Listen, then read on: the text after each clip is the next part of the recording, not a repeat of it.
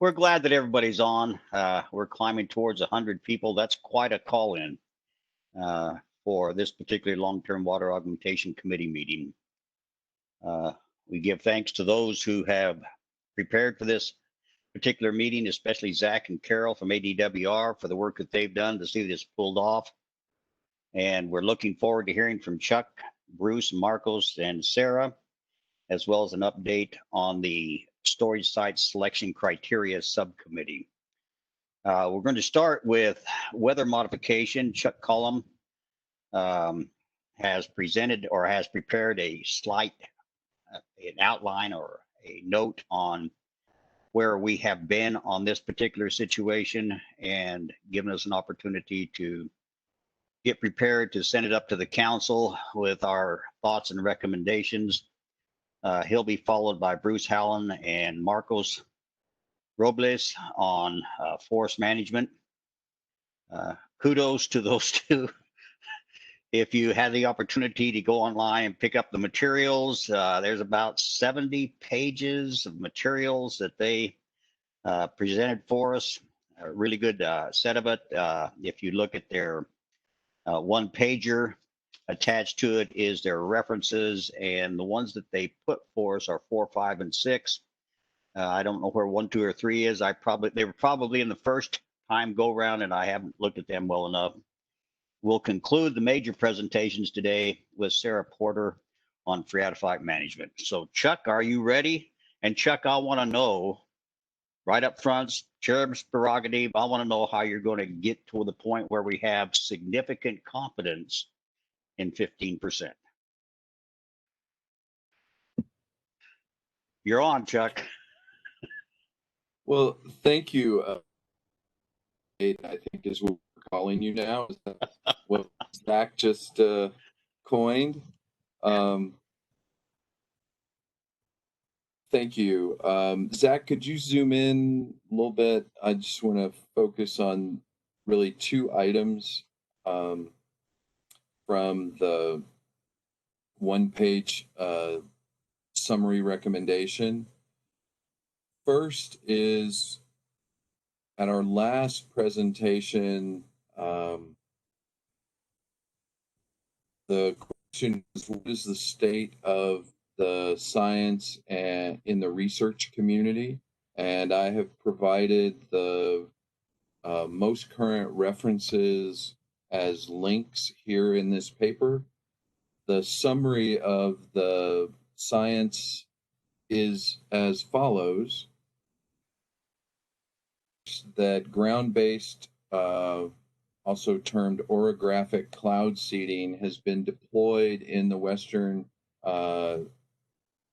North America, in the US and Canada, for more than 50 years, with the intent to increase snowpack to augment stream runoff for water supply, hydropower generation, forest health, and recreation purposes.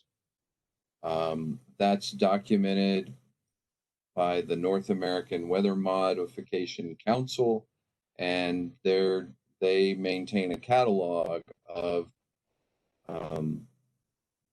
weather modification programs across the Western United States and Canada. Just as a side note, 2 of the longest running programs are by Idaho Power and a California, I think it's PG&E in California, to generate. They have conducted snowpack augmentation to augment stream flow for hydro generation purposes for more than 50 years. Second, as Chairman Noble pointed out, the quantification of how augmented snowpack translates into increased stream flow continues to have a significant degree of uncertainty. The current state of the science clearly shows a 5 to 15% potential increase in runoff, with the caveat that those increases are for state-of-the-art applications, meaning that the location of the generators, the understanding of seasonal flow patterns, meaning the relationship of the surface flow to storm track is well understood, and that you have the appropriate sensor network, monitoring network, to know when and how often to seed the storm front. So for those controlled experiments, they have a well documented range of performance. And then more recently in 2018, 19, and 20, there have been a series of publications through the National Academy of Science documenting the efficacy of ground-based, that is orographic, orographic seeding to increase precipitation, as well as documenting increased snowpack accumulating from those efforts. So the state of the science points towards cloud seeding as a opportunity for Arizona. The opportunity exists in areas with headwaters above 8,000 feet in elevation. That's because you need storm tracks that have supercooled liquid. Even though we're in a warmer portion of the Southern Rockies, there are areas that meet that criteria, largely in the Verde Salt and Little Colorado River watersheds. Think of it as essentially the Mogollon and White Mountains. To develop and implement snowpack augmentation as a tool for water supply, forest health, recreation, and hydropower benefits, the process that has been developed in other Western states include the following: conducting siting studies to identify the appropriate target locations, and siting studies mean developing an understanding of the traditional or normal storm tracks and flow patterns, so that you can locate the seeding, the ground-based cloud seeding above 8,000 feet, and have some certainty on where the precipitation that you generate will land, so that it's of benefit to the target watershed. Second is a review by the current regulator, that is the Arizona Department of Water Resources, on the suitability of existing permitting and regulatory oversight. Currently, there is a permit statute under Title 45, which has the Department of Water Resources has the discretion to permit cloud seeding. I think that as we explore development of that opportunity, a review of the current statutes in comparison to actively managed and regulated cloud seeding in Utah, Wyoming, and Colorado would be beneficial.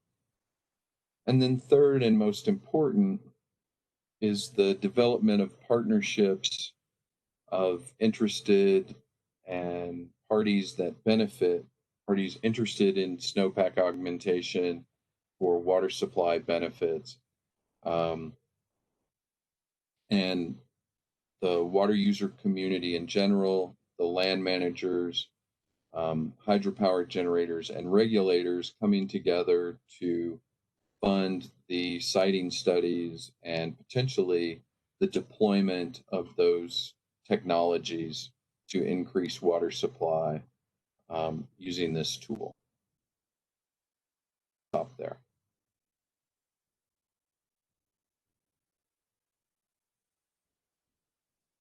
Okay, do we have questions from the committee for Mr. Cullum regarding his presentation?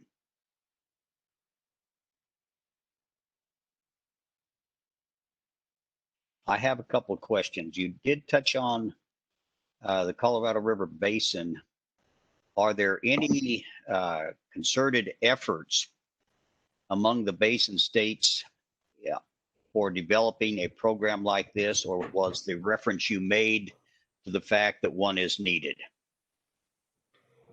So there is currently a large-scale snowpack augmentation program funded and operated. So it's funded by water users in Arizona, CAWCD, the Southern Nevada Water Authority in Nevada, the Metropolitan Water District of Southern California through the 6-agency committee in California.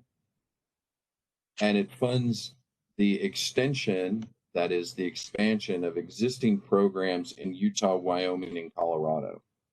And those 3 states operate winter snowpack augmentation program for water supply, hydropower, and recreational benefits in their states. What the 3 lower basin funders are paying for is expansion of existing local funding from the upper basin states. So there's an agreement, and I apologize to any New Mexicans in our audience. They are also participating in funding that program. So there, in summary, there's a basin states program that is operating currently with the target being the Colorado River for the purposes outlined previously. What is identified in this paper is framing the technology as a potential tool to benefit local Arizona watersheds.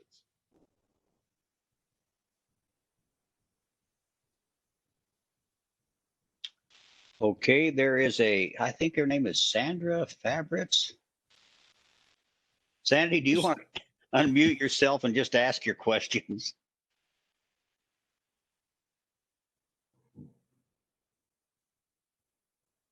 Can you do that, or shall I try to read?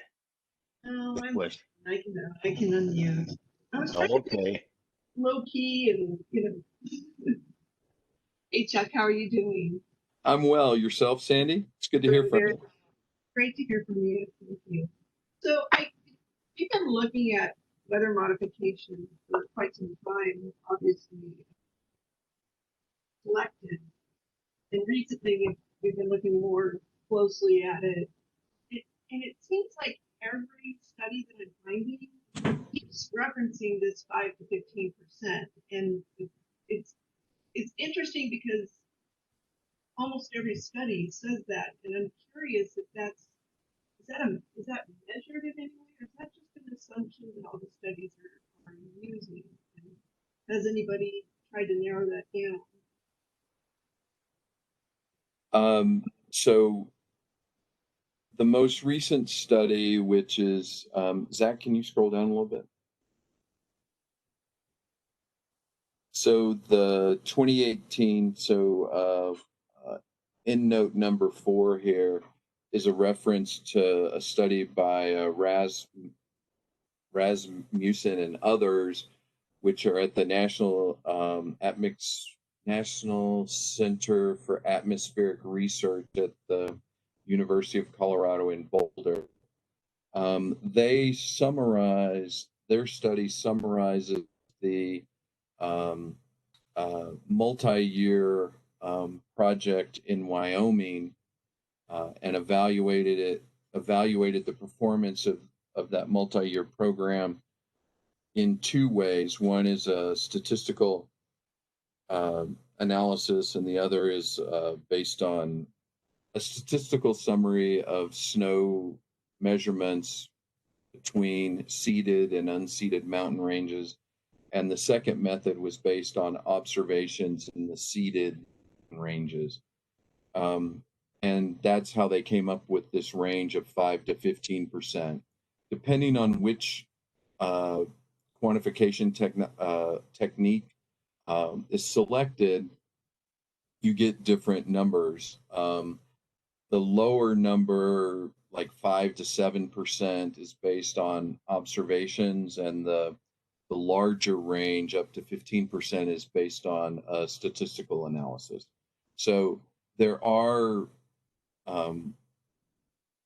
the researchers are trying to better constrain that range, and they're making some progress, but the summary statement is still 5 to 15%, although I think it's more in the 5 to 10% range based on my understanding of the literature. Does that help?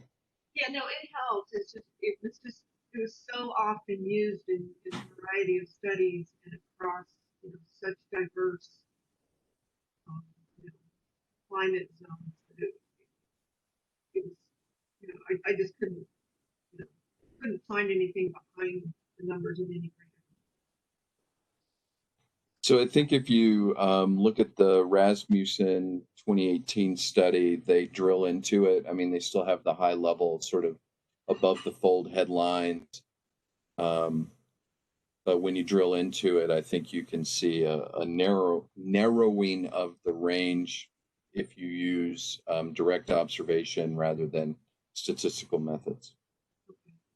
And then secondly, this is sort of churning in the background, the legal implications of that. Have there been any studies on that done in Arizona or in the basin? I am not when you say the legal impacts in Arizona, is that what you're talking about? Yeah, I mean, are you, just blunt, are you taking water from somebody else, potentially? It's always back there in the background, and it seems right. Really, Everyone wants to talk about cloud rustling. It's a Western thing. To date, there have been no successful lawsuits or litigation around that question in the 50 years of operating in the Western U.S. That doesn't mean that folks would raise that question. The way it's been addressed in Utah, Colorado, and Wyoming is that the permits, the statutes in those states indemnify the operator from downstream impacts. Maybe they indemnify the state against downwind impacts if the operator conducts the programs within the specific limitations outlined in their permits. And those limitations include what are termed suspension criteria, where the operator stops cloud seeding if there's too much snow.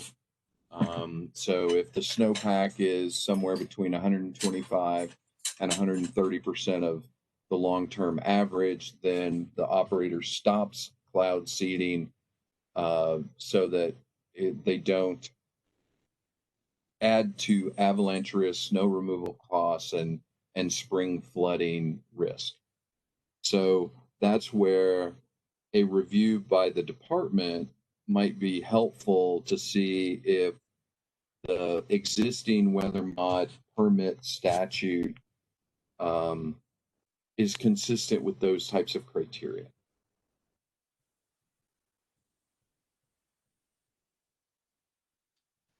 Anything else, Cindy? Go ahead. I appreciate no. Time to mute. Chuck, just to follow up on that a little bit, you do have some recommendation in your notes here that ADWR might want to review the suitability of existing permitting and regulatory oversight. Do you think that there's a possibility that some progress towards improved use of weather modification might result from that? Could you clarify what you mean by improved use? Well, okay. Implementation steps to develop snowpack augmentation programs in Arizona may likely include the following: review by ADWR of the suitability of existing permitting and regulatory oversight of winter cloud seeding operations. Do you think if there was such a review, it might improve the augmentation from cloud seeding? Well, I think it might create space to take away regulatory uncertainty for an operator for you to actually put together a program. So, for example, if our friends at Salt River Project wanted to put a program together, they would probably want to be interested in making sure that the regulatory framework was one that allowed them to have the best chance of success, as well as protect them from some of the questions or issues I just raised about, liability for avalanche and snow removal costs and that sort of thing. Okay. Are there other questions from those participating? Let me follow up with a couple more, and I want to hear from Chuck Cullum on this. Do you think that we will be able to improve methodology and approach to the extent that we might get closer to a reliable 15% or better? Or are we about where we're going to end up long term on weather modification? As far as the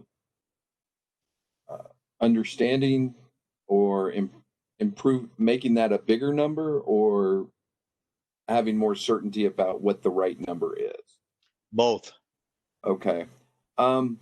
It's hard for me to imagine that we would increase the production from ground-based cloud seeding, just because you'd need a lot more ground-based generators to get a bigger number. So I think the high end of 15% is about as good as the technology is going to get as I can understand it.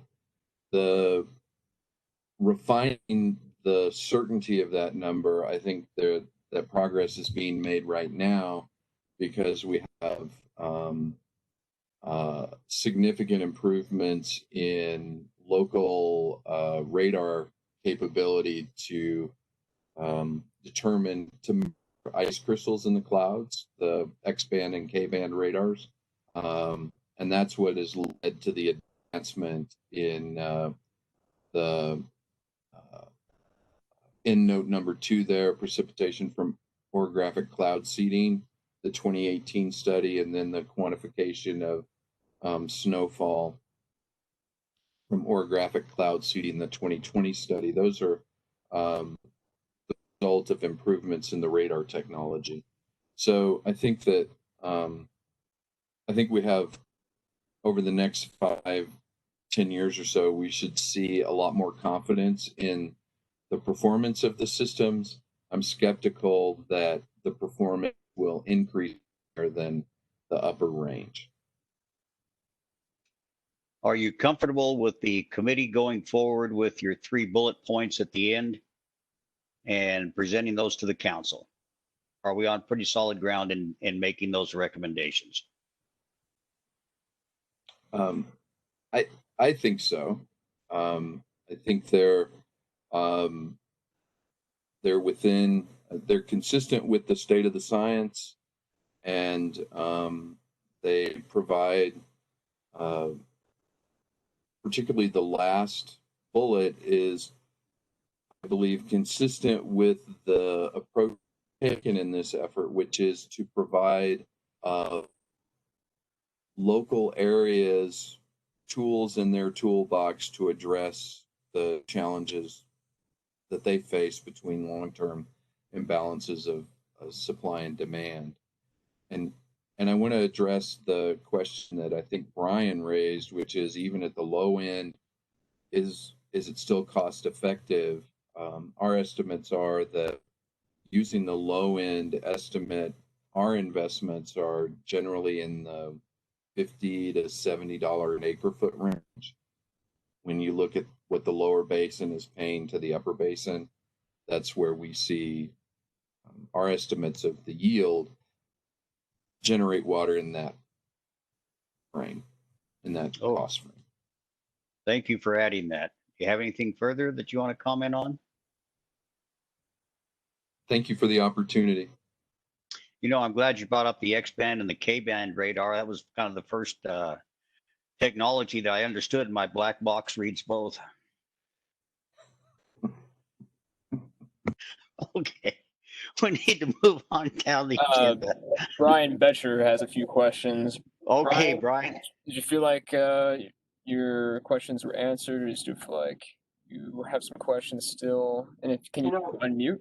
If I might just follow up, because I think they were kind of answered. I want to make sure I understand it. Because my first question was, what would be the maximum level of expansion? I think what you're saying is, with the cost and the location, you're looking at 15% right now. And if I'm understanding, you're looking for developing partnerships that could get you to the 15% in terms of generate that, in terms of expanding those ground generators. Is that accurate? Yes. Our view, our understanding of what's been effective in the upper basin is that the upper end is 15% using the ground-based systems. But we do our cost analysis based on the low end, and that gets you in that $50 to $70 an acre foot range. And this kind of bounces off of Sandy's question of where you got into the cloud rustling idea. If you have entities that are developing partnerships and you have big benefactors that are heavily investing versus others that are not, are you going to run into any equities about, is quote unquote ownership entity in the increased runoff because of investment? In all of the programs in the Western U.S., no one has been able to demonstrate or secure a water right or a water entitlement based on cloud seeding. It's all essentially viewed as system water in whatever system you're in. So it's really a tool to increase the reliability of existing water rights and entitlements, and a benefit to resources that rely on stream flow, such as recreation, hydropower, and forest health. Okay, so those entities investing are really looking to firm up the supplies that they already have. Right. As you imagine, Wyoming, Colorado, and Utah are interested in, or let's say vehemently opposed to any investment in the lower basin that would be perceived as generating a right to water in the upper basin. So it's all about, all the programs in the West, including Canada, are about generating more stream flow for existing resources, Great. not a new water right. Yeah, that helps a lot. Thank you. Zach, do you have any others? Looks like we have a question from SEP. It's Sarah Porter. Okay, there you go. Sorry. No worries. I could go ahead and Yeah. my question. Please go ahead. I'm sure where we are planning to go as a committee of the Governor's Council with this information. Are we, I mean, it's wonderful information, but what is the role for the Governor's Council? And especially what is the form of the recommendation that we're thinking of giving to the committee? Because are we asking the state, for example, are we asking for a recommendation to fund studies? Are we ready to ask that DWR take the step of doing the review related to permitting and oversight of a legal review? I'm just not clear on where we're going. Well, that's an excellent question. And that has to do with all three areas that we're going to be looking at this morning. And do we present these in form of request that the council take action on it, or do we present them in form of should, if the council so chooses, this is what they should be looking at as far as our committee is concerned. So if the council feels like it's appropriate, my inclination is to say, okay, here's what we've come up with as options for further augmentation of the water supply in the state of Arizona. These are things to look at. The council then should review those, and it's the council action. Are we recommending specific action being taken? I don't know. How do you feel about that, Sarah? Is it, you want to say, yes, ADWR, you need to look at this and take we think you should take a look at it and determine whether or not we should change the statute or regulations so that things are protected in some areas and there's opportunity in others? Or are we looking at saying, okay, Arizona, you need to go out and help formulate partnerships that could result in the type of funding that could increase by a perhaps reliable 5% in certain areas of the watershed, and perhaps as much as 15%. Is that the type of recommendation we want, or should we let the council make a decision on that? I'm undecided as to what we should do, and would certainly appreciate hearing from you and others on the committee. I appreciate that. I think my thought is, at a minimum, we should prioritize what I see as three they're related but discrete recommendations coming from Chuck's report. And, you know, a 5% increase would be very significant if we, you know, in some parts of the state. But when we get to the other recommendations, the cost benefit analysis may shake out differently. And it, you know, I'm jumping ahead, but as far as encroaching the cost benefit analysis, very much based on case by case information. And so I would like to hear, I guess, from Chuck, where you think, Chuck, the Governor's Council should go with this, given your expertise on this issue.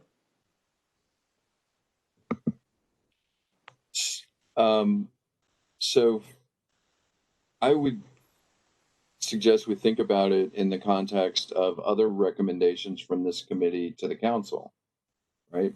What was our recommendation with regards to the report?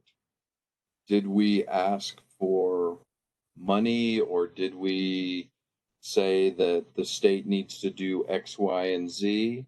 Or did we say, here are tools for each community, each area of the state to evaluate and determine what fits their local context?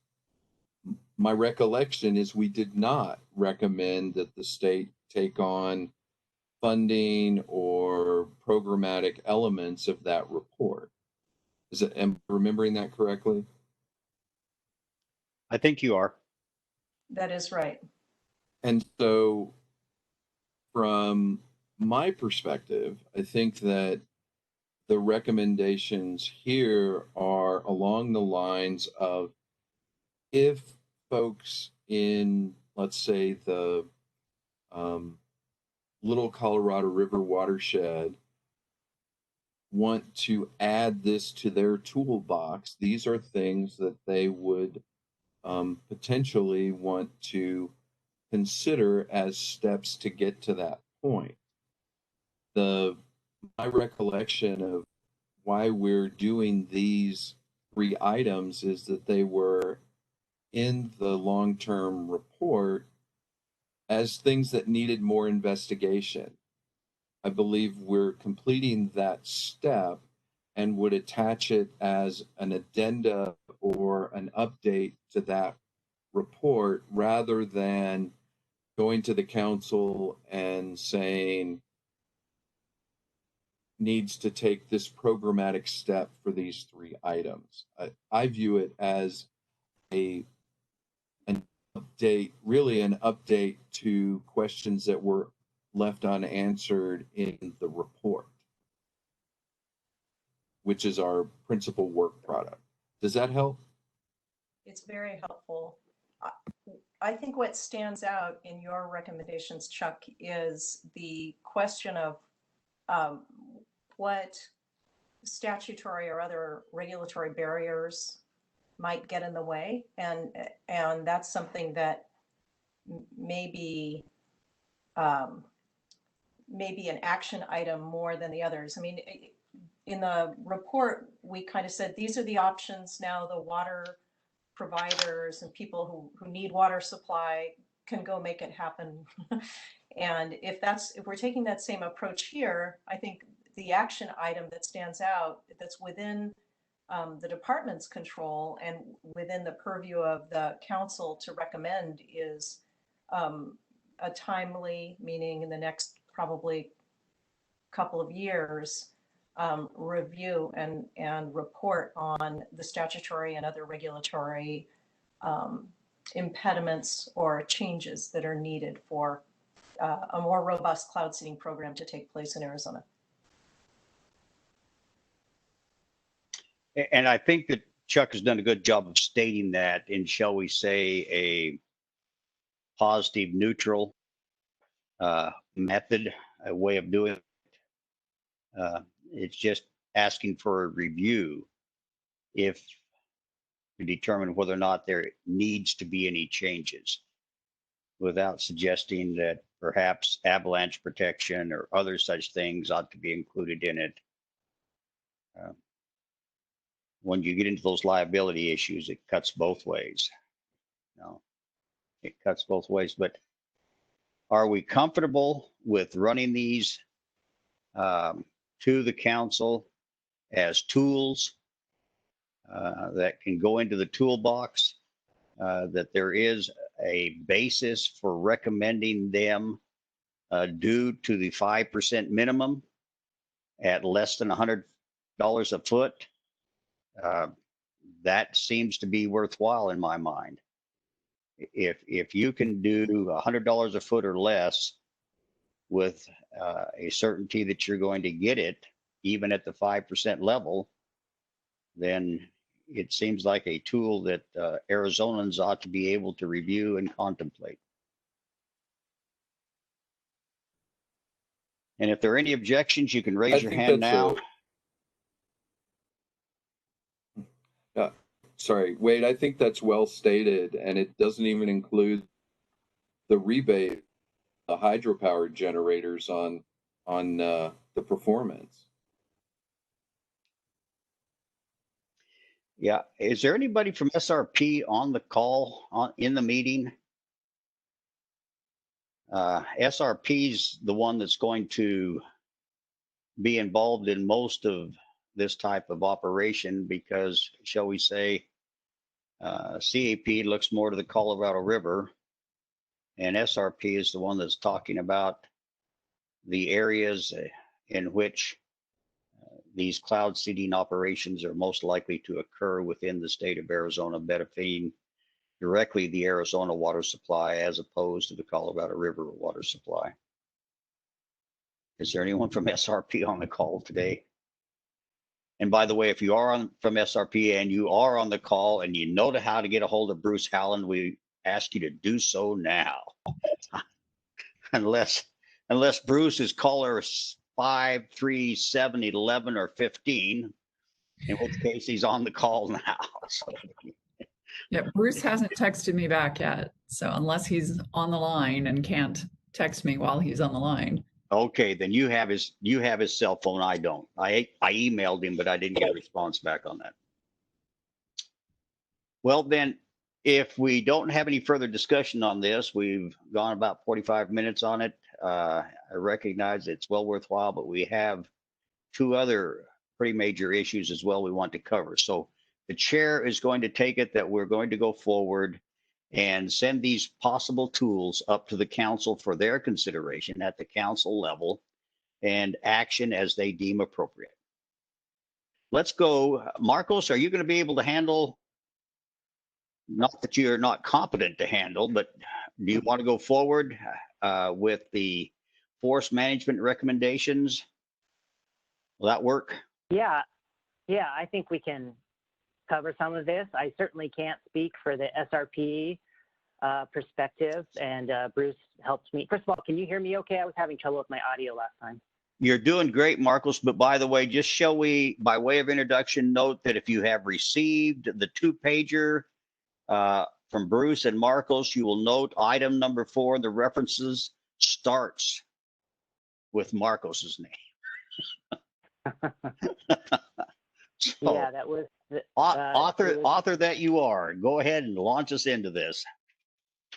Great, thank you. And so, yes, I can cover the overview that we provided, that Bruce and I worked together, but I'm not going to be able to speak to some of the research that is being conducted by SRP on this topic, or their perspective as a water utility. But Zach, if you can page down, I'm just going to cover the second paragraph first.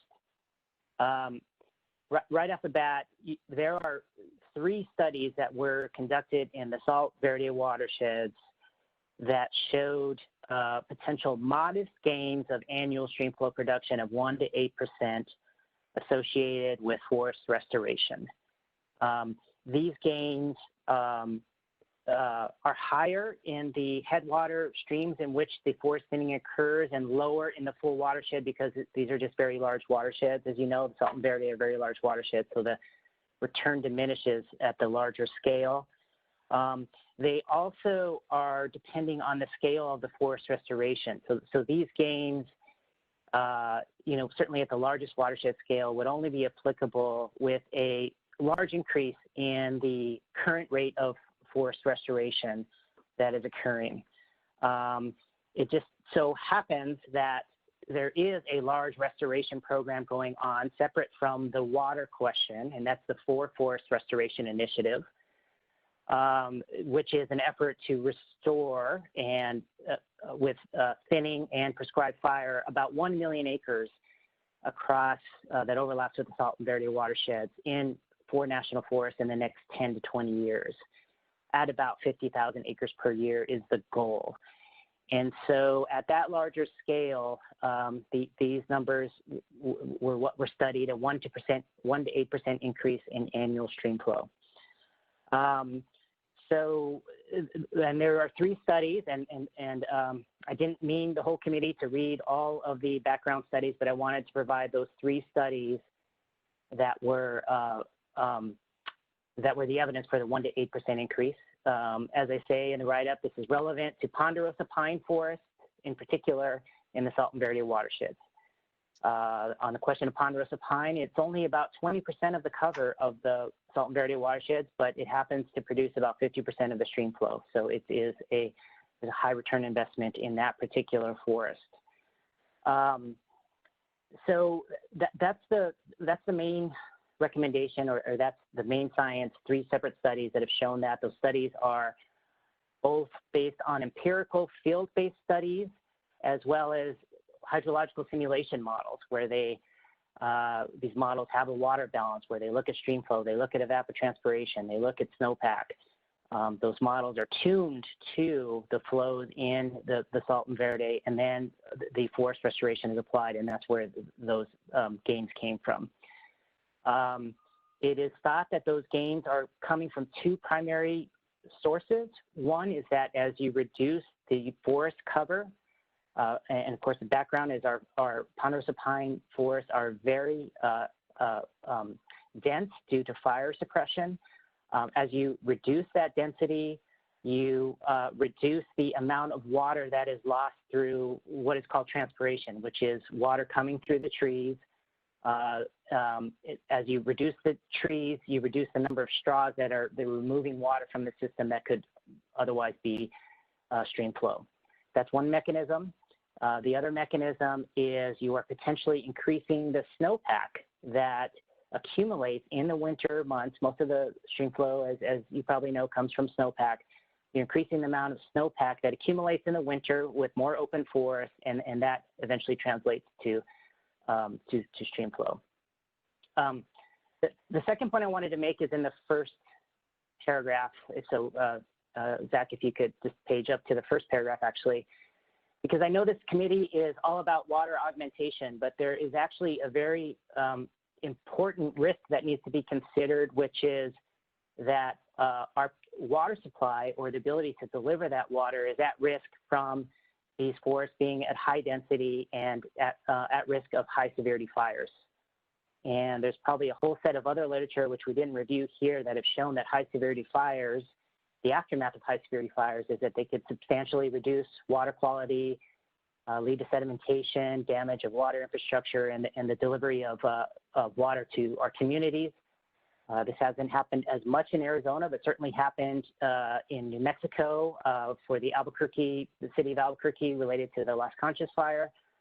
So forest restoration has the co-benefit of reducing that risk of losing water supply from high severity fire, as well as a potential co-benefit. We see it as a co-benefit of potentially increasing water yield and runoff. Then just the third topic I'll cover is in the last paragraph. So Zach, if you can just go to that last paragraph. There are uncertainties in terms of the quantity of returns and where this will happen. They have to do with climate. They have to do with snowpack. They have to do with how much water or how much soil moisture is lost to evaporation, is lost to transpiration. And while I can't speak to SRP's program, they have several efforts that are ongoing to try to reduce the uncertainties and further understand the processes by which forest restoration potentially could lead to increases in stream flow.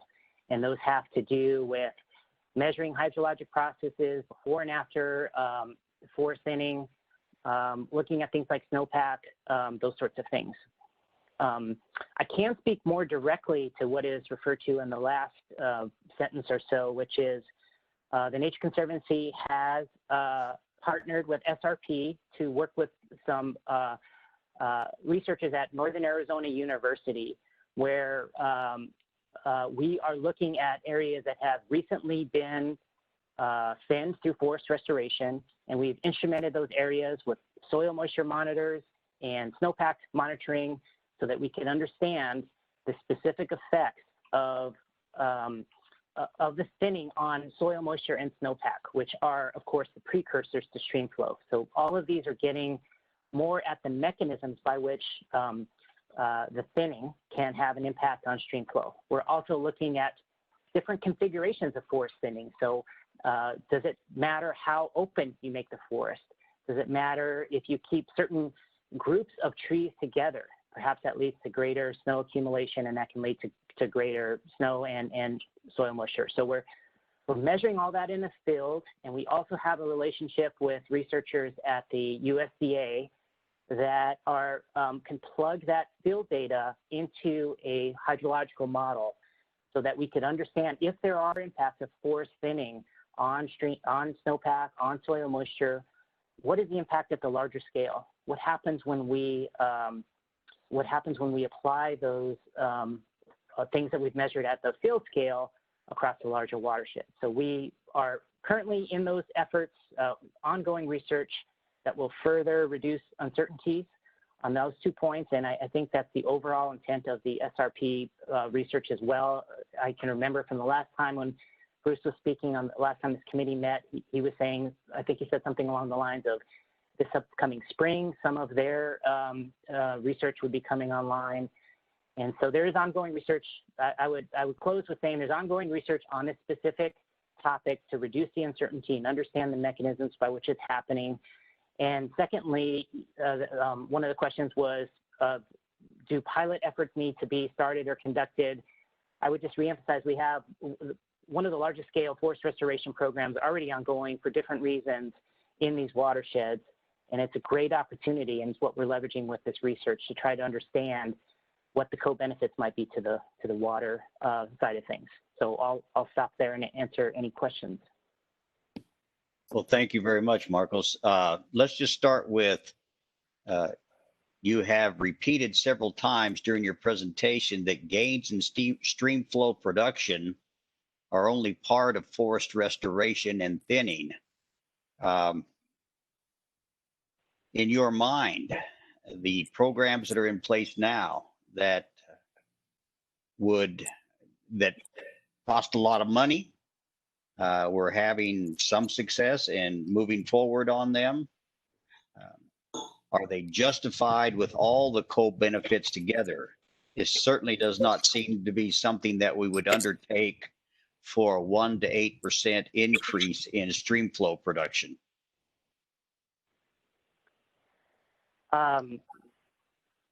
So there have been a lot of challenges with accelerating the pace of forest restoration in northern Arizona. There's a lot of economic challenges. This analysis did not cover the cost-benefit analysis or return on investment on the water side. To be fair, I do want to be clear that the reason forest restoration is occurring is to reduce the fire risk for communities like Flagstaff and downstream communities. Now, that will have potentially direct benefits in terms of securing the water supply and ensuring that there's not interruptions in water delivery, and potentially water yield and stream flow. But those would be co-benefits. The reason that these programs were instituted was to reduce that fire risk. I'm not sure if I answered your question, but You did respond to the fact that co-benefits beyond stream flow production are as important as the stream flow production itself. And you recognize in here that the gains that you're talking about could require 4 to 5-fold increase in thinning. Who is involved in those type of programs now besides SRP? Who's putting money into these programs, and how can water users look to cooperate to realize the benefits? So the thinning is occurring primarily, on Forest Service, U.S. Forest Service lands. So that's the entity, that's the land manager that is managing this large-scale forest restoration program. There's a whole group of entities that are collaborating with them, including the Nature Conservancy, including folks from NAU, as well as timber operators that are doing the actual operations on the field. In terms of contributing to the operations and the cost of the thinning, some of that is being shouldered by the Forest Service itself, but they are not going to have enough funds to fully subsidize the scale at which this needs to occur. And so we have been working with, there have been some communities that have contributed to the forest thinning, to the funding of the forest thinning. And Bruce could probably speak to this more. One of those entities has been SRP. Another has been the city of Phoenix. Flagstaff has set up their own water protection fund through a bond to support that was expressly for protecting their water supply in the Flagstaff area. So there are mechanisms by which communities who see these co-benefits in their interest can support these efforts through funding, and we continue to look to close that gap to find more support in order to get this accomplished. And the other thing I wanted to clarify is the 4- to 5-fold increase in forest thinning, which is needed, is roughly at the scale of what the Forest Restoration Initiative, if it was going full bore, it's roughly at the scale that initiative is contemplating, about 50,000 acres per year. Senator Otondo, did I see you wanted to make a comment? Yes, thank you, Wade, Chairman Wade. So every time we've looked at forest thinning and forest health, as we've been discussing, it's the cost and the logistics of getting the trees off of the mountain and then sold to, put in some sort of into the market. Can we get an update on that, or what companies are looking at purchasing any of the material that's coming off the mountain? I know there was another company looking at helping to bring the product to market. Can we just get an update on that? It's been a while for me when I was hearing more about some of the private companies that wanted to work with the state. And I think it would be beneficial if we all had that information so that we could look at costs, logistics. Is there anyone in the meeting that might be able to provide updated information?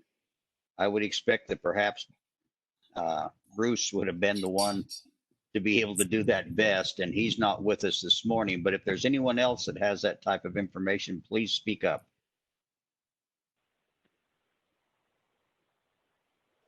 Five, four, three, two, one. Well, just again, I want to reemphasize the importance of the logistics to help the thing. I think it would be really beneficial. I know that the concern for fire is enormous right now. We have Hurricane Genevieve, of course, moving in, but we have such little precipitation that's been hitting the state. And last night, as I was listening to a meteorologist speak, they're talking actually about, fewer, a much less, fewer monsoon rains, basically, and fewer storms coming up from Mexico. It's really going to have an impact on our forests and create a larger danger for forest fires. So, Excellent. Wade, Zach, go. Who's up? Oh, I just thought I could say a few general things to that topic, but that does not overlap with my expertise. So I can just say a few general things, which is, the Nature Conservancy has a forest program that is involved. We've actually entered in stewardship agreements with the Forest Service to conduct some of this thinning that's going on in northern Arizona. Not because we want to become a part of the timber industry, but because we want to demonstrate some of the ways in which you can increase efficiencies in doing the thinning and turning around the product and finding buyers and that sort of thing. And there are logistical challenges. The product that comes out of these forests, they're small diameter trees, even though some of them are 100 years old. And so what you can make of that product is marginal. And so we're looking for sellers or buyers that can use that product. There's also a lot of splash material, so think pine cones and pine needles that has to be disposed of or burnt on site. So there are a lot of logistical challenges that we have a program that's set up to identify and try to streamline some of those challenges. And we're making. So I can say that. I don't know what the latest is on the progress that we're making. There are significant economic and logistical challenges that get into the forest arena. If you needed someone to speak on that directly, certainly SRP could, and certainly our program manager on the forest end could help elucidate some of those.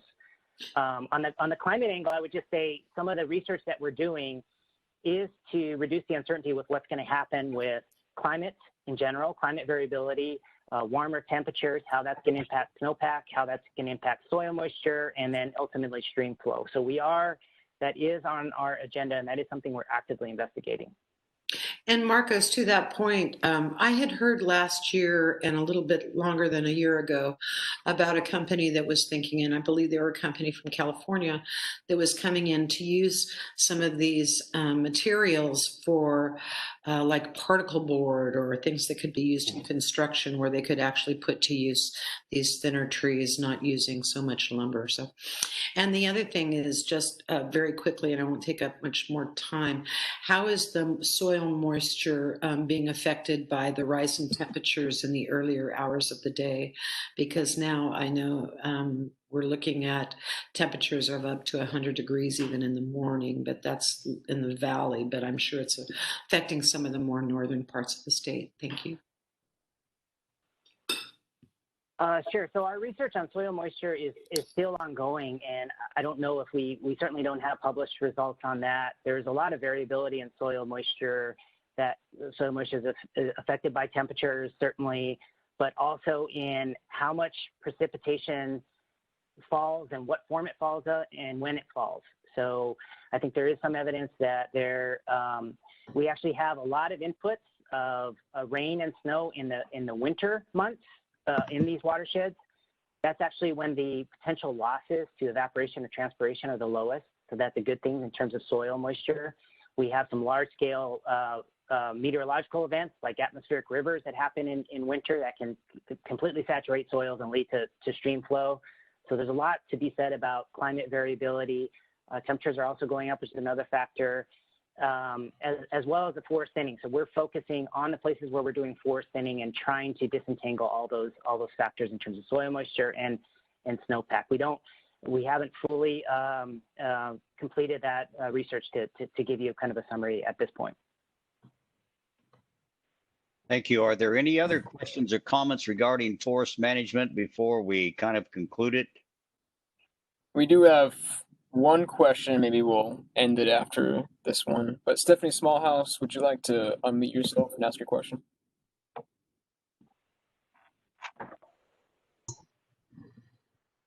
Yeah, my question, Marcos, is just on and you probably went over it and I just missed it, but on the 1 to 8% increase, is that, like, what was the findings of that? What area of removal did that come from? Is that something that's projected just for a unit of tree removal in general, or like what exactly does that mean? Sure, I can speak to that. So the 3 studies in which we came up with that 1 to 8% range had different assumptions on what area of forests were thinned and how fast in terms of how much was on an annual basis. But what I can generally say is this was large-scale forest restoration of the scale of 4 forest restoration initiatives. So across hundreds of thousands of acres of ponderosa of pine. I did say your question was it 15,000 acres per year? It's more on the order of 50 to 60,000 acres per year, 50 to 60,000, in which these increases will be measurable at the large watershed scale. And the other answer pertinent to your question is the research does show that at a distinct, if you're looking at an acre or 100-acre plot, you do need to reduce the tree cover by 30%, a 30% reduction in canopy and tree cover in order to see potential increases in water yield and runoff. Below that, I should say the study that we conducted was based on empirical field studies that were done in the 1950s in the Beaver Creek watershed, where they had paired watersheds. On the one hand, they did forest, one watershed they did forest thinning, on the other hand, they didn't. And they measured the differences in runoff. And that's one result of those studies is you need to have about a 30% reduction in canopy to see any differences. So about 30% reduction at the acre level, and overall in terms of the large watersheds, we're talking on the 50,000 acre per year scale at least. So cumulatively, the water increase would be greater. I'm sorry, I didn't fully capture that question. I said, so cumulatively, if you were to continue on like the 4-fry type of removal, you would actually be getting more than the 8% water savings.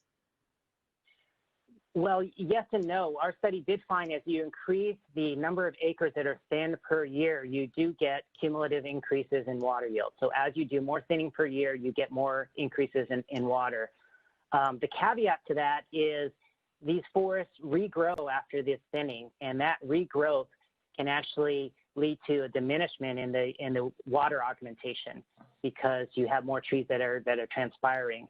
And so the field studies that I mentioned showed that after about 6 years of initial thinning, that those gains you get from thinning go away without subsequent treatments. And that's another important point that I think we put somewhere in the summary.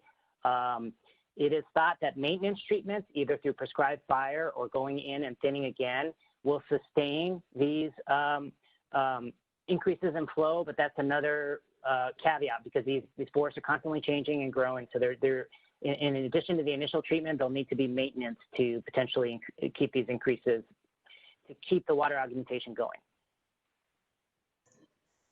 Okay, thanks. Good question, Stephanie. Thanks. Any other comments or questions that anyone would like to make? We certainly encourage that. And by the way, Stephanie, thank you for bringing up that wonderful acronym. The Forest Restoration Initiative, commonly known by acronym as 4-fry. Sure. It took me a while to figure that one out. Actually, it was in the papers, so I got to read it. Here's what I propose that we do from a committee standpoint with regards to forest management. I believe this is more informational for the council than it is presenting them with tools that should be worked on. I base that opinion on the fact that this is a co-benefit of forest restoration and management rather than a primary tool to be used.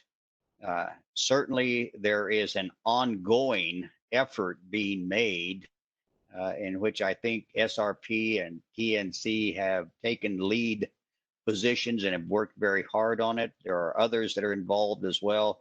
My recommendation that this committee go forward by presenting this as an informational item, and at our next council meeting, we reserve some time during the long-term water augmentation committee report for a report on forest management.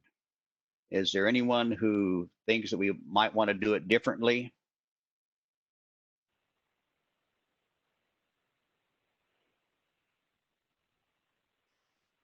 Zach, you seen anything? No, sir. Okay, then let's move on to phreatophyte management.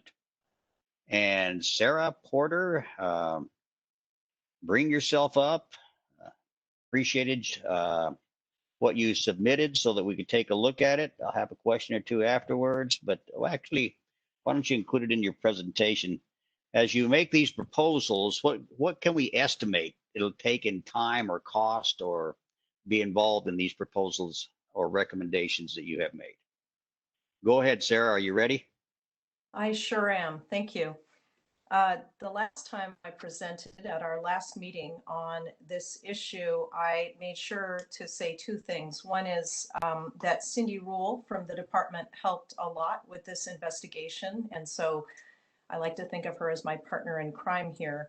And second, I said, I am no expert. I'm not a biologist or a rangeland ecologist, and we should hear from an expert. We should bring a scientist in to talk with us about it. But here I am again, following a person whose name is first on bibliography, talking on his subject. But let me add that in our investigation, Cindy and I spoke to over a half dozen experts in this topic, and we have provided a bibliography of the leading research. Much of that research was mentioned by the experts we spoke with, and I'll particularly refer you all to Nagler and Shafroth as names that came up from almost every expert that we spoke to about this question, the question of phreatophyte management. I also want to add that phreatophytes mean different things to different scientists. Some scientists think very strictly that we're talking about plants whose roots are in the vadose zone. Others think it's plants whose roots touch the vadose zone. And so we decided that we would simply use phreatophyte as a term to mean encroaching woody species and not worry too much about how deep those roots are going. The upshot of our investigation is really that there isn't sufficient research to make a recommendation of this strategy as a water augmentation methodology, but there is lots of support within the scientific literature for pilot projects that would be multidisciplinary, that would work on identifying sites where management of encroaching woody species could lead to water or watershed benefits, and then implementing such pilot projects with metrics so that there could be an assessment of how effective those strategies were. And those kinds of pilot projects could lead to the development of tools, essentially scientific tools or land management tools that eventually could be applied more broadly throughout the state and beyond. In Marcos's presentation, there was a lot of emphasis on co-benefits, and that's the case here. It is costly, as we discussed at our last meeting, to do management of encroaching woody species. And typically the reason for the cost is that by nature, these are very persistent, hardy plants. And so you can't just go in and remove them and they're gone forever. They are encroaching because there's something going on that is the ideal condition for them. And so much of the cost in phreatophyte management or encroaching woody species management is the ongoing investment. We heard from more than one of the scientists we spoke with that a pilot project should take at least 5 years to be able to really measure results. So think about that. Picking a place and removing mesquites for 5 years, a large area, or removing tamarisk for 5 years and controlling the vegetation for that long, that's costly.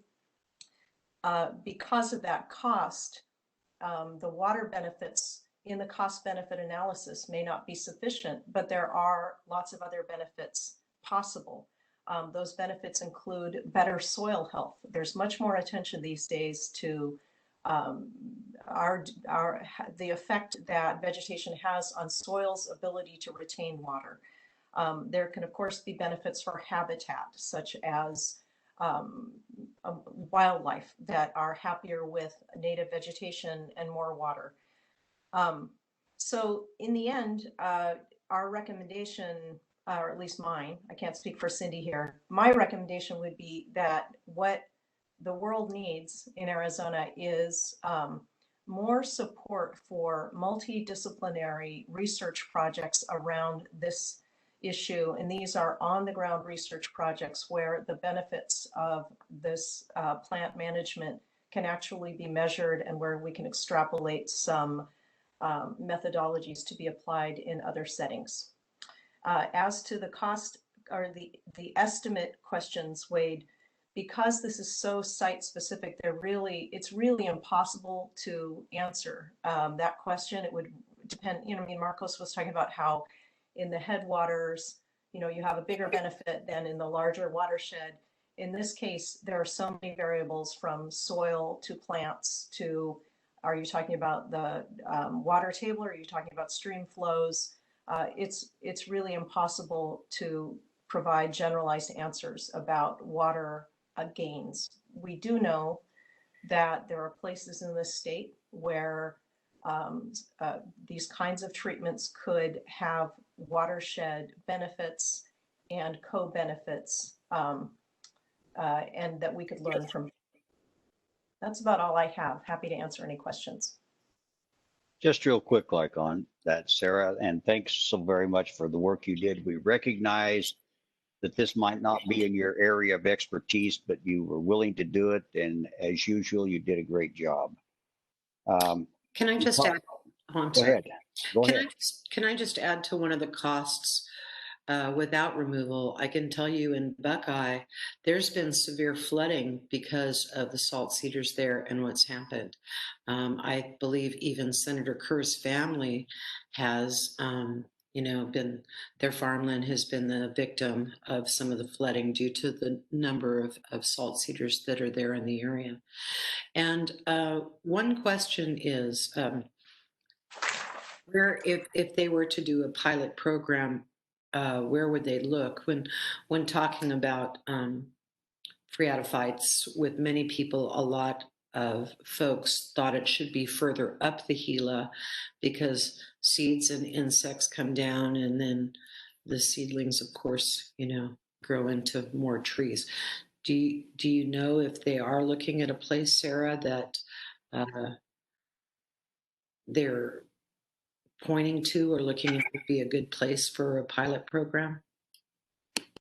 Well, the experts that we talked with pointed to a variety of places. And my friend Tice Suplee mentions in the chat the Lower Buckeye Collaborative as one potential site or group that's looking at a project. The fact is, so you mentioned flooding, and control of flooding is a potential co-benefit, right? We're really looking at augmentation here in this committee, but flood control would be a co-benefit, just as improvements in the soil or habitat improvements would be co-benefits. Fire control is definitely a co-benefit of this strategy.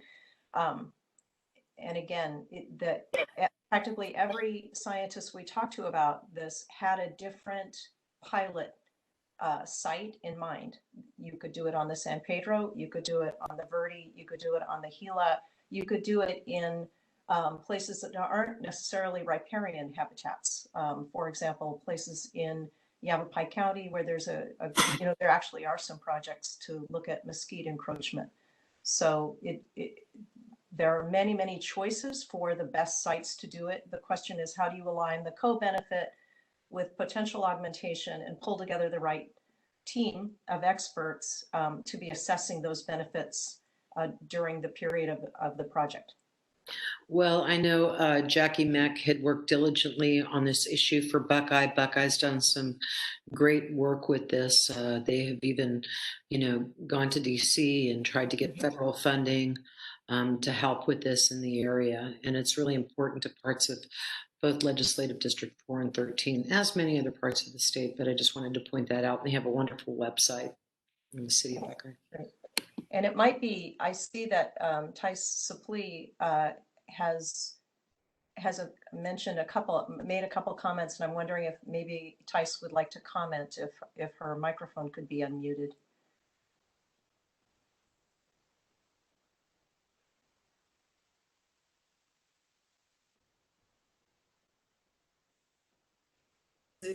Yeah, there we go. Can you hear me? Yes. Yes. So thank you, Senator Otondo, for bringing up the issues on the Gila River. There's a very active collaborative group there that includes the community of Buckeye, plus Avondale and Goodyear, Flood Control District, Audubon's involved, Game and Fish. And so a couple of project proposals were put in the hopper to Department of Forestry, Fire and Management this cycle. I know there were at least 2 project proposals on the lower San Pedro, probably one on the Gila River near Safford. Talking to Willie Somers, he's received 3 times in terms of money requests beyond the 1 million that they have on the table this year. So there's tremendous interest to try to implement some of these programs and projects, and not enough money, actually. Mhm. Well, thank you very much. Sarah, we're going to kind of lean on you for where we go with this. Are we ready to go to the council with it, or do we need to spend another session at the committee level taking a look at it to kind of perhaps discuss it with experts and come up with some tools that we could recommend the council look at? I'm kind of leaning towards doing some further work at the committee level, but if you think we're ready to go to the council level, I'd certainly agree with that. I mean, I'm interested in hearing from council members and your perspective on it. I think it's really interesting to hear from scientists about this issue, because there's so many variables. It's not cut and dried, but I don't think we would come up with different conclusions. I feel a great deal of confidence that there isn't right now a clear recommendation for anything other than multidisciplinary research projects that would be aimed at developing a kind of toolbox for species management for water and other benefits. So, but I think it would be potentially interesting for the committee to hear from some of the scientists that we spoke with. And we did ask them if they'd be willing to come speak to the committee, and the ones we asked all agreed, and they include Kelly Mott-LaCroix from Tano National Forest, Ruth Valencia and Chuck Paradzik at SRP, and also Holly Richter at TNC. We spoke to Oswaldo Sala at ASU. He and Enrique Vivoni are doing work in this area, and Bruce Hallen at SRP as well. So there are, they all demonstrated a willingness. I guess we'd have to go back to Bruce and make sure, but there was a willingness to come and talk about this issue with the committee. Well, then the chair is going to, based on the chair's prerogative, say that we're going to keep this at the committee level, schedule another meeting at an appropriate time, and then somebody needs to mute, and then we'll bring in some experts, have a discussion with them, and try to come up with a better picture of a co-benefit proposal for phreatophyte management. I like Marcos Robles' word on using co-benefits, and phreatophyte management is not just an augmentation proposal, but it also includes such things as flood control, which increases the value of what we would be doing, and it represents other interests being involved. So thus there's an objection from the committee. We will hold that particular issue back from the council. Now, we have been working on site management, storage sites, and there has been a subcommittee working on selection criteria. Is it possible, Carol or Zach, to have an update on that? I'm going to default to Carol on that one. It should be possible. We had Doug Dunham on the line. Is he still with us? That's the question. I'm not seeing him now. No one named Doug was on the list unless he's caller 13. He popped on for a little while, and then I think we lost him. He's also homeschooling at the same time that he's trying to work, and he has limited bandwidth.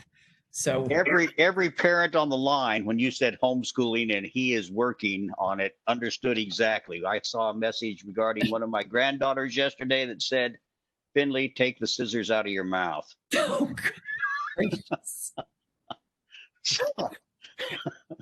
Homeschooling is fun. Yeah, and it's so easy to do. Not a problem. All Yeah, that you bet. multitasking. Mm. Okay. Well, Yeah, then, I can provide a brief update in Doug's absence. please do. So in support of our working parents, I will pick up the role. We had a meeting of the subcommittee on site selection criteria development some time ago.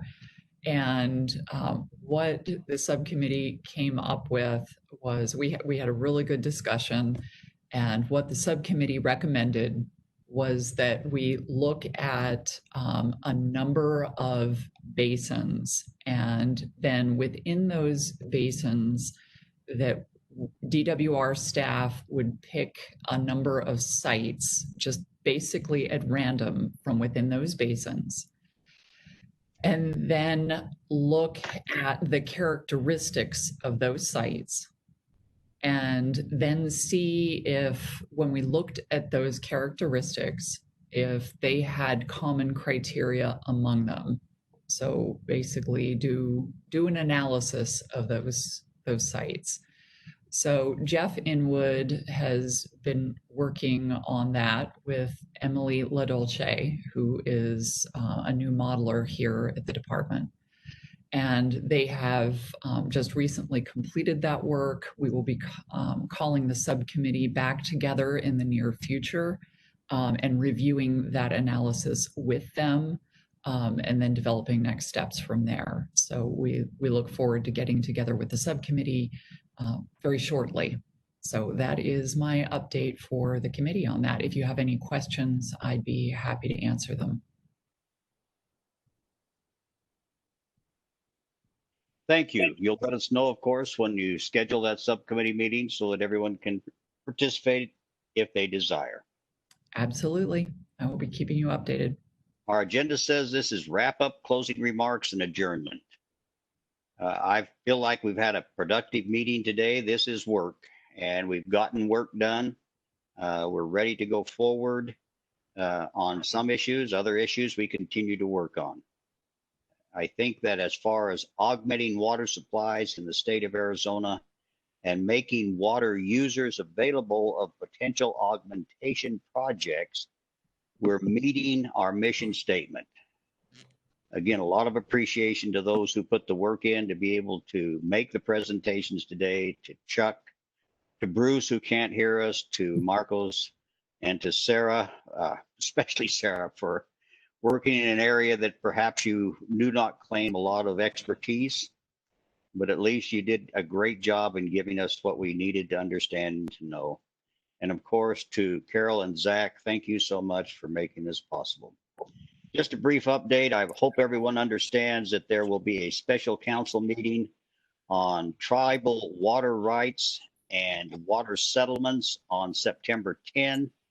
And our next regularly scheduled council meeting is on September 15. Are there any last minute things or last moment things anyone wants to say, because we're 5 minutes over time? That's not that you shouldn't. If there's anybody who wants to show pictures of their children in school, feel free to do that. We see a lot of those. That seems to be very popular these days. You know, we're proud of parents who are able to do that. And so, Mr. Noble, I just want to note that Gary Gold had written that federal funding may be available if the Water Resources Development Act passes this year, and the Senate bill includes money dedicated to salt cedar management in the lower Colorado River Basin. And then, Gary, go ahead.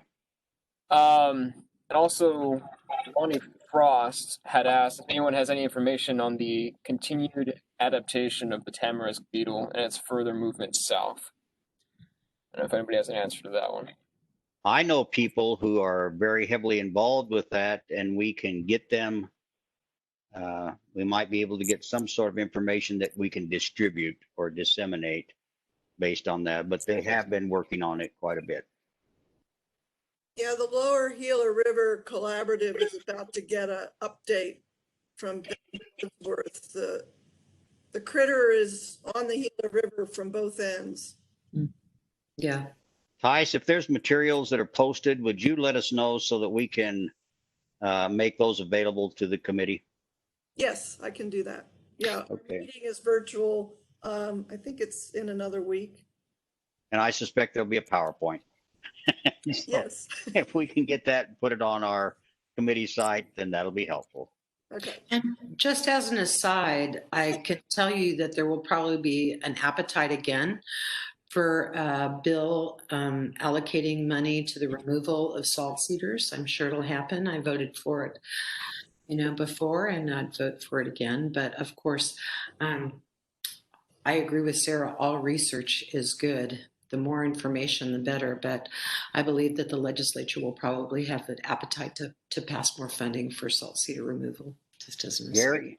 Gary, are you hearing of anything at the federal level on funding for salt cedar removal? Yeah, we secured $10 million for a pilot program for salt cedar removal in the lower Colorado River Basin in the Senate WRDA bill. So it's in there. We just need Congress to take some action and pass the WRDA bill. So a lot of priorities in that bill, including salt cedar money. And we'll see this year. We're hopeful, but who knows, what the rest of this year will look like. And I just want to tell you, Gary, you sound like you have so much authority with that echo. And sounded like the voice from above. That or sounds like I'm in the cave somewhere hiding out. For those attending the meeting who do not know Gary Gold, and there should only be a very few of you, he represents Senator Kirsten Sinema here in Arizona and has done a great job on water issues. And we appreciate you getting onto these type of meetings. But thank you, Gary, for the update. Anything else, Zach, that you're seeing? No, sir. No. Carol, do you have anything to add? I do. I would like to thank our chairman, Mr. Wade Noble, very much for his time and efforts chairing these meetings, and to everybody who has taken the time to be involved in this committee. It's very much appreciated. We can't do this without you. The council appreciates your support. Well, again, thanks to everyone. We had a high of 81 and we're down to 70, 69. People are leaving us as fast as they can. So who will give me 50 and we're gone? Thanks for the meeting. We'll talk to everyone again soon. Thank you.